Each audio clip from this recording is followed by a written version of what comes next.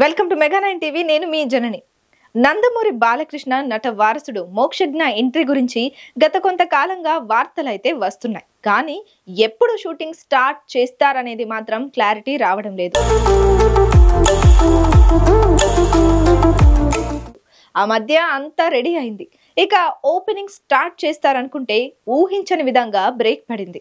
బాలయ్యను అడిగితే project cancel కాలేదు, just post phone అయింది అంతే అని చెప్పారు. ఇదిలా ఉంటే బాలయ్యకు పద్మభూషణ్ వచ్చిన సందర్భంగా బాలయ్యకు సోదరి నారా భువనేశ్వరి పార్టీ ఇచ్చారు. ఈ పార్టీలో ఫ్యామిలీ మెంబర్స్ తో పాటు కొంతమంది సినీ ప్రముఖులు కూడా పాల్గొన్నారు. ఈ వేడుకలో ప్రశాంత్ వర్మ పాల్గొని మాట్లాడిన మాటలు ఇప్పుడు హాట్ టాపిక్ అయ్యాయి. ఇంతకీ బాలయ్య వేడుకలో ప్రశాంత్ వర్మ ఏం మాట్లాడారు? ఆ మాటల వెనుకున్న మర్మం ఏంటి? Let's watch.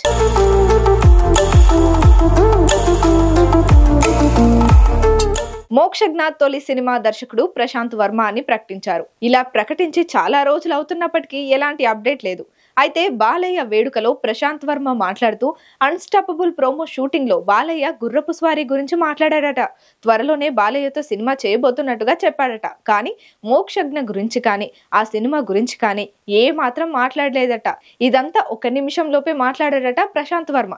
దీనిని బట్టి ప్రశాంత్ వర్మకు మోక్షజ్ఞకు మధ్య విభేదాలు వచ్చాయా, ఈ ప్రాజెక్టు ప్రచారంలో ఉన్నట్టుగా క్యాన్సిల్ అయిందా అనే చర్చ మరొకసారి మొదలైంది. బాలయ్యకు ఎప్పటి నుంచో ఆదిత్య 369 సీక్వెల్ ఆదిత్య 999 చెయ్యాలని అనేది డ్రీమ్. ఈ సినిమాతో మోక్షజ్ఞను హీరోగా పరిచయం చెయ్యాలి అనుకున్నారు.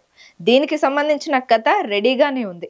ఈ సినిమాకు బాలయ్యే డైరెక్షన్ చేయాలి అనుకుంటున్నారు. ఇటీవల ఈ సినిమా గురించి అన్స్టాపబుల్ వేదికపై అనౌన్స్ చేయడం కూడా జరిగింది.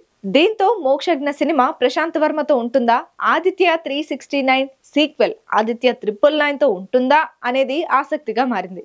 మొత్తానికి ప్రశాంత్ వర్మ మాటలను బట్టి మోక్షజ్ఞ సినిమా వెనుక ఏదో జరుగుతోంది. మరి త్వరలో బాలయ్య క్లారిటీ ఇస్తారేమో మనం వెయిట్ చేసి చూడాలి.